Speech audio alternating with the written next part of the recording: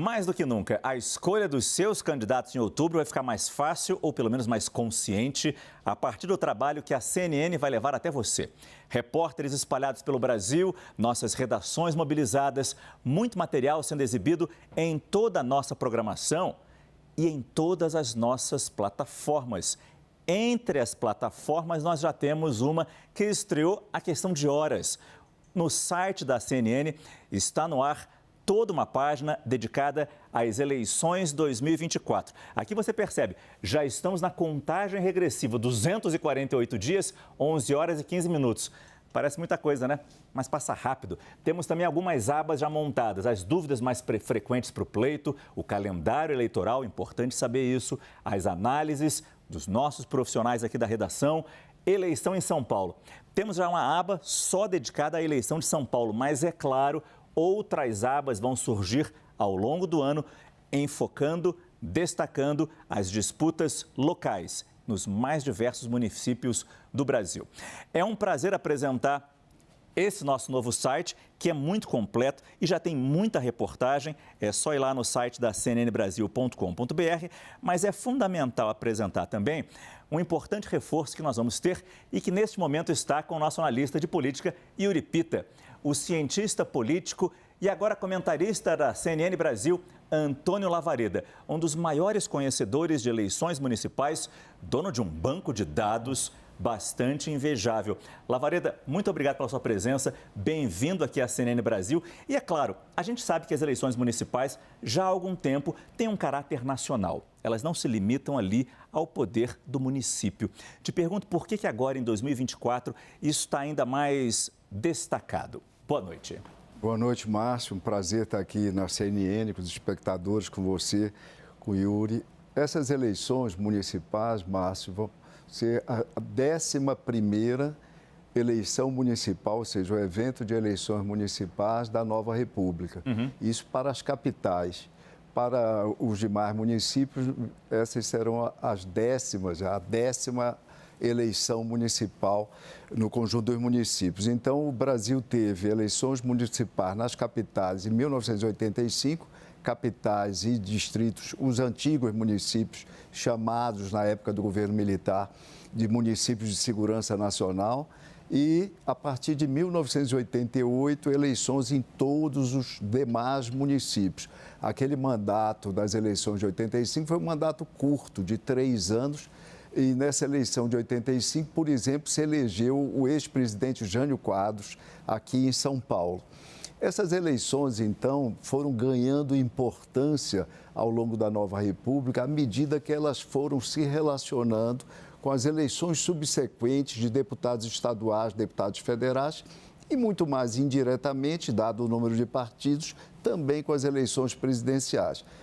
Para o espectador ter uma ideia, quando você compara a votação para prefeitos em 2020, a última eleição municipal, com a votação para deputados federais em 2022, nossas últimas eleições gerais, a correlação foi de 0,80, num coeficiente que vai de 0 a 1. Isso já é muito, não é, Márcio? Pois bem, no que concerne as eleições para vereadores, a votação para vereadores por campos ideológicos, agregando partidos de esquerda, partidos de centro e partidos de direita, essa correlação, Yuri, chegou a 0,9, ou seja, estreita.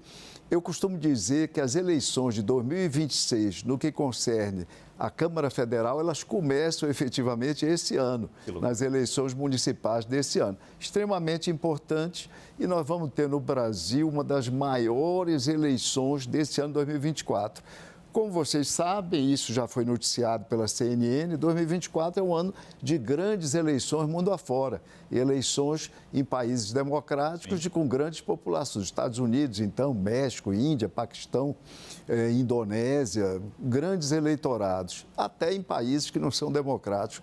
Nós vamos ter eleições nesse ano na Rússia, no Irã, na Venezuela, por exemplo. Eleições entre aspas, né, Yuri? Pois bem, exato, algumas mas em pouquíssimos deles, nos Estados Unidos, com certeza isso não existe, as eleições municipais não são, as eleições locais não são simultâneas, numa única data, como no Brasil.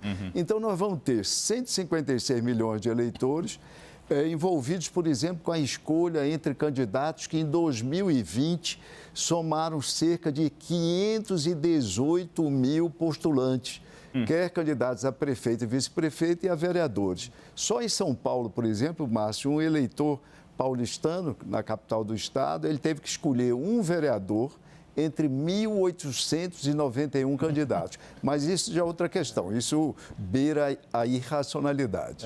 Bom, Márcio, já deu para perceber por que Antônio Lavareda vai se somar ao nosso time, porque é o banco de dados de eleições municipais.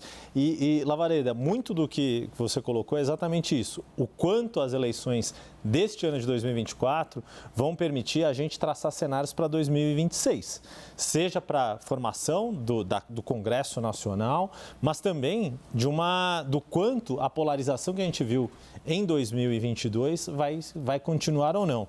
E aí queria trazer um elemento, Márcio e Lavareda, para a gente trazer alguns outros componentes do quanto que a gente está vendo esta polarização ser uma agenda ou não. Quando a gente ouve os partidos, tem dirigentes que colocam, vamos nacionalizar, vai ter. A gente está vendo isso aqui em São Paulo. E acho que a gente pode até trazer mais informações, Márcio, para agregar. Mas a gente vê alguns outros partidos que preferem, não vai ter polarização. Nosso negócio é discutir o buraco da rua da cidade. No fundo, cada partido está adotando sua estratégia para ganhar essas eleições, mas também olhando como vão se comportar nas eleições daqui a 2 anos, né, Lavareda? Exatamente. Nós falamos em polarização, mas, quer dizer, o vernáculo, digamos, relativamente recente aí nessa gramática que acompanha a análise política no país, mas desde há muito, nas eleições municipais, nós sempre falávamos o seguinte, olha, algumas eleições vão ser mais nacionalizadas ou menos nacionalizadas. Isso nós falávamos em 2008, 2012, 2016, e isso era o equivalente à tal polarização à época. A existência do segundo turno nas eleições municipais, como nas eleições majoritárias gerais, para governador e para presidente da República, ela favorece bastante a politização em termos nacionais das disputas municipais. No primeiro turno, o que vai ser prevalecente é a avaliação dos incumbentes, a avaliação dos prefeitos e as clivagens locais.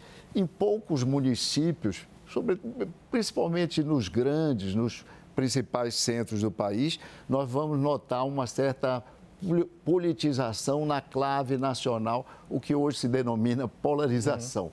Mas isso não vai ser prevalecente na grande maioria dos municípios brasileiros.